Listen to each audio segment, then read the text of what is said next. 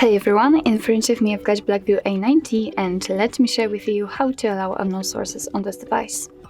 So first of all, let's enter the settings, and here we have to find apps and notifications. Now let's tap on special app access, and here we have to find install unknown apps.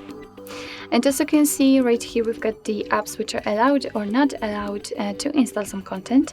Of course, you can change it. So let me, for example, pick Chrome. Just tap on the app you'd like to allow to install something and tap on the switcher. Now we can go back, and as you can see, from now on the Chrome is allowed to install some content.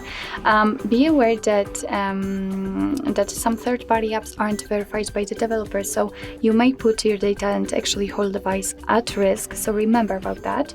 You're doing it on your own responsibility. Of course, it will work the same with all other apps. Just tap on it and tap on the switcher. And if you want to, you can turn off all previously given permissions. Just enter the Chrome in my case and tap on the switcher again.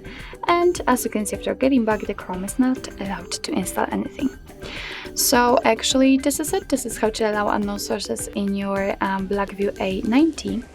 Thank you so much for watching. I hope that this video was helpful, and if it was, please hit the subscribe button and leave the thumbs up.